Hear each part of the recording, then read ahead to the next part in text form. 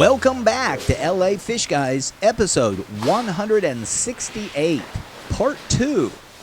Can you believe it? LA Fishguys is the longest running aquarium reality show on YouTube as well as the internet. That's right, the very first episode, that fancy cylinder tank, which by the way, Cande helped me do, was recorded in 2008. That makes us over 12 years old. And I'd like to take just a moment and say thanks to all those fans who have stood by us all these years. And over the years, we've learned a lot. We've struggled through music copyright issues and software issues, but I think together we've learned a lot. Some from me to you, and some from you to me. And I appreciate everything that you folks have done and the fact that you've been there this whole ride. And it's been a great ride. And that said, with the filter system placed inside the stand and the tank positioned on top of it, we can now slide the entire system into place. But it does still need to be centered on the wall.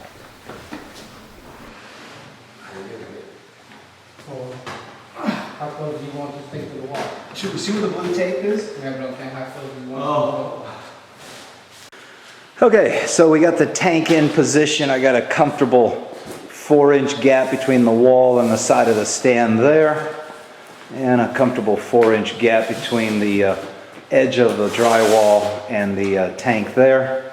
It's pushed back up against the wall, and we are ready to start putting Cande's rock sculpture into the tank.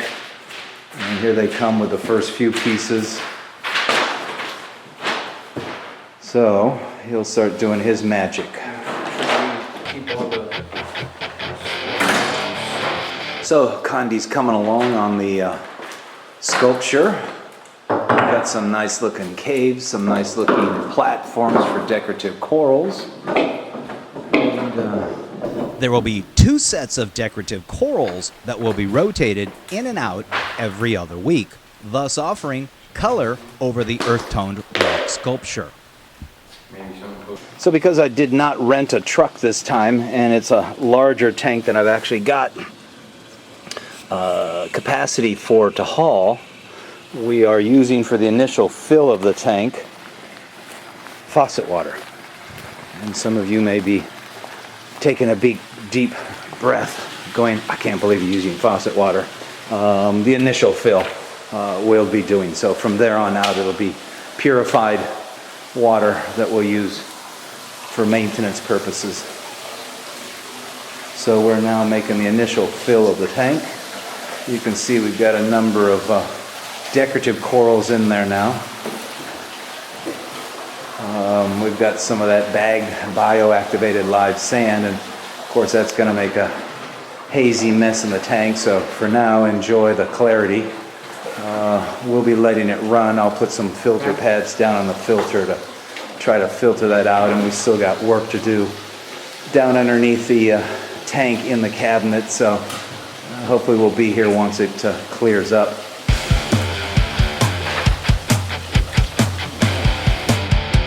So she's starting to fill up. Almost ready to start spilling over into the overflow. We'll allow some water to run down into the trickle filter, down into the sump, and then we'll turn the flow off. I'm probably going to add some filter pads on top of, there she goes, on top of the wet dry trickle filter, so we can try to filter out some of the particulate. And I need to get the apex and the energy bar hooked up so before we can get the pump in there, or get the pump running, but there's water back siphoning through the pump line there and starting to fill up in the sump. So we'll get some water in there and then we'll shut the system down, and at that point Cande can kind of move out of the way and we can get the rest of the electrical set up and hopefully get the system running here real soon.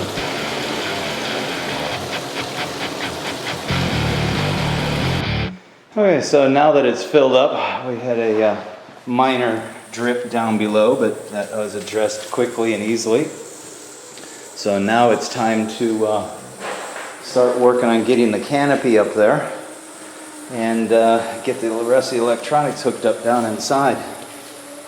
With the tank filled up with fresh water, Cande now adds in the salt mix, thus making this tank officially a saltwater system. Okay, so at this point, the skimmer is doing its typical break-in, so it's kind of overflowing a bit, even at set at maximum. But we do have the energy bar for the apex connected. There's the controller for the DC water pump. Here's the two controllers for the tunsies.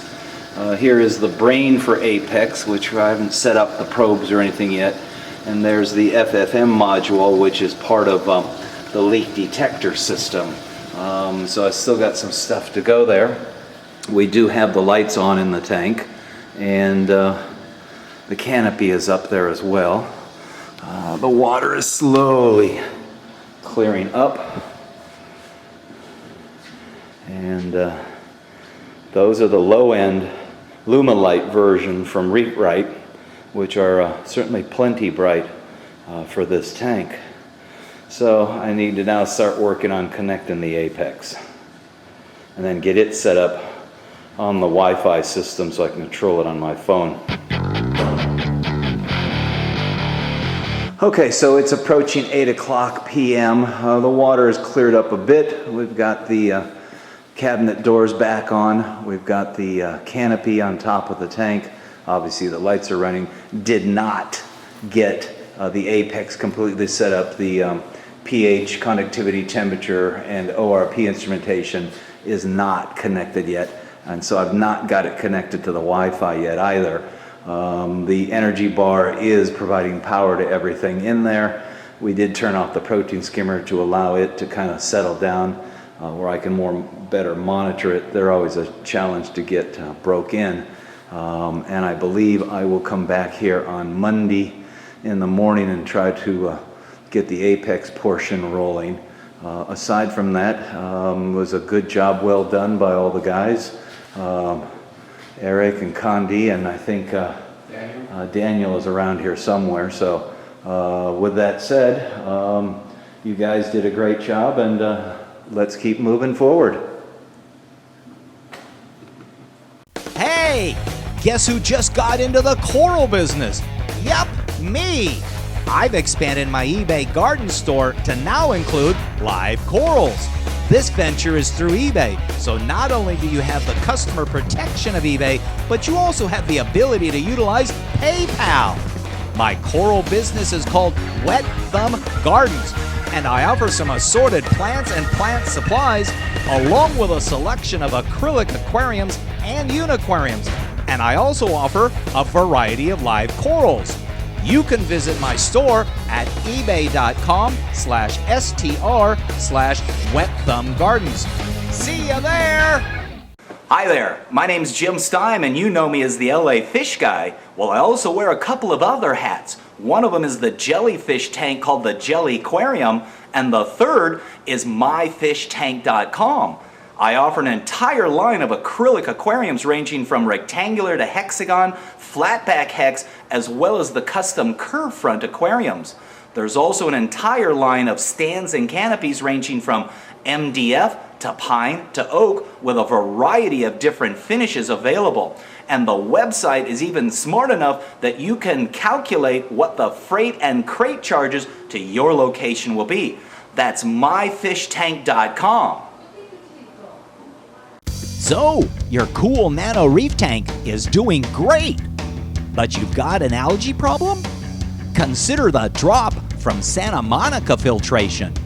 7 sizes to easily fit into the filter compartment of most nano tanks.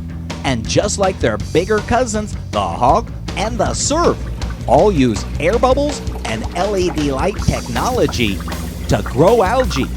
Algae that consumes nutrients. And that algae replaces itself at no new cost to you. For more information on Santa Monica Filtration's Drop, Hog, and Surf algae scrubbers, visit santa-monica.cc. So as usual, this high-tech stuff doesn't always work the way it's supposed to work. We had previously connected the entire apex with a network cord to his network directly, got it all set up. But of course, now that I'm here totally on my own, it's nowhere near as easy to hook up. It should have been just a matter of running the Aquabus from the brain over to the side of the EB8. But now it doesn't want to connect via Wi-Fi. And of course, Mr. Technology is now living up in Montana, and I've got to deal with all of this via text. And of course, invariably, he's out to lunch, literally. So now we're trying to get this resolved. And I mean, this high-tech stuff is beyond me. I find it really irritating, and it is just not straightforward and never seems to work as easy as everybody says it's supposed to do. My protein skimmer is also obviously brand new and just revving up big time. Of course, the cup fills up lickety-split. So anyhow, at this point, I can finish some of the decorations in there and try to work on a few other things while Mr. Technology, and we all know who I'm referring to, gets back to me after he finishes lunch.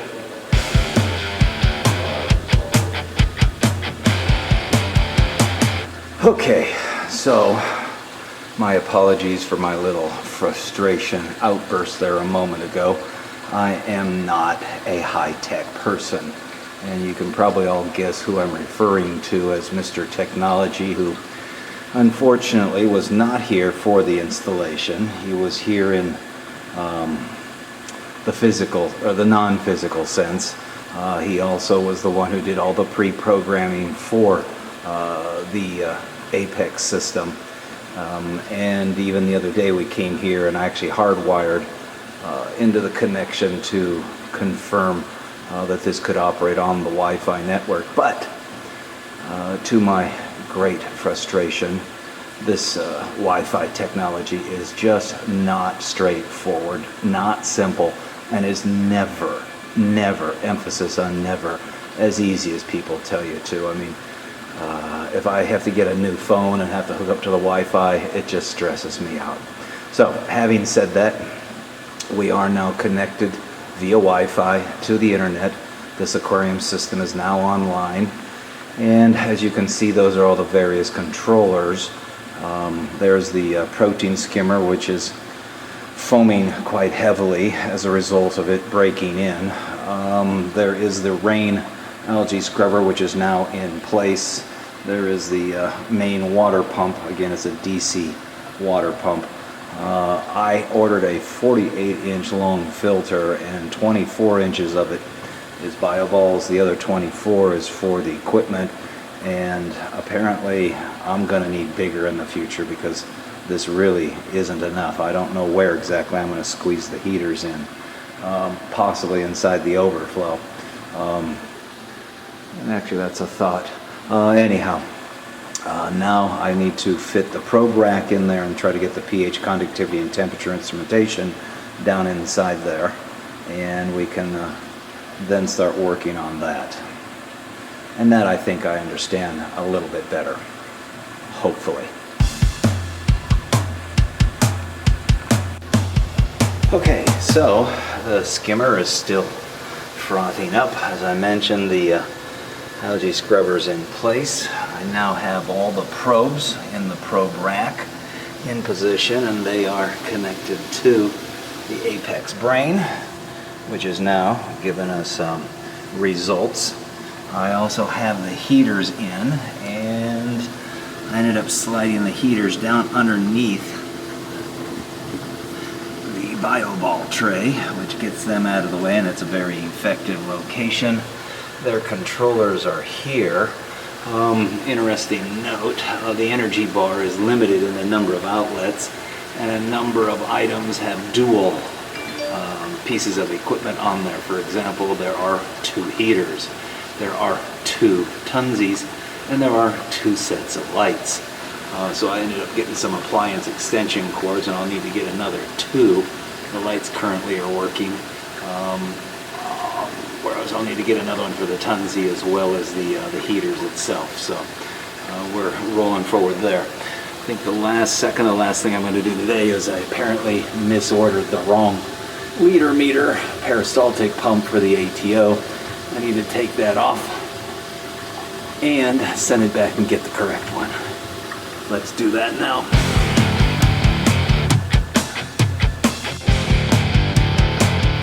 There is an old saying, and it goes something like this: you can't teach an old dog new tricks. And to a certain degree, that's true. I'm the old dog. I'm an analog kind of guy. I worked for a major aquarium manufacturer back in the 80s and 90s, and for 4 of the 6 years while I was there, I was the only customer service person. Nowadays, it's teams, and they don't work via the phone. It's all done via email and support tickets. Heck, it's gotten so high-tech that you can't turn your lights on or off without the internet or an app. It used to be as simple as the flick of a switch. While I understand some of this new technology, most of it, specifically communication and connection aspects, are just beyond me. While there is some commonality, there's also significant variation. Seems each manufacturer has their own process, language, or product app. And then there's each person's interpretation of it. In the last 6 months, I've been reminded of 2 things. 1, nothing stands still, and 2, you don't take over somebody else's job. For many years, I relied on my friend Scott, but he's now moved away, and while he's still available via phone, it's not the same as having him here on the job. 2, I recently acquired a new service for a very unique aquarium that was set up by someone else. Unfortunately, that customer's relationship was with the guy who set up the tank, and not me. The handoff to me was not smooth, and things such as the lighting and the ATO were not completed by the guy who gave me the account. It became my responsibility, as well as my frustration, to learn it. And because the customer had already paid for the installation, he refused to allow me to hire Scott to step in and help figure out what the problem was. And while I was finally able to get the lights working, I never figured out the ATO situation. And within 5 months, I ended up losing the account. I suspect mostly due to my own frustration and not being able to deal with the customer's resistance. I now believe it's actually far better, and I strongly feel that there should be only one person involved in the planning, installation, and service of any new aquarium job. With that in mind, it's my job and my creation and my responsibility. That being said, I consider myself a full-service aquarium guy, and it's my responsibility for me to know my job. So aside from getting the ultraviolet sterilizer sleeve replaced and getting the proper pump, peristaltic pump for the ATO, I think I'm probably going to be putting damsels in on Friday, so we'll get the tank cycled. Thanks for sticking around through the triumphs and tribulations of a setup of a 270-gallon fish-only system. Probably the biggest frustration is that technology part, but we managed to get through with the help from our friends, and with that said, always keep moving forward.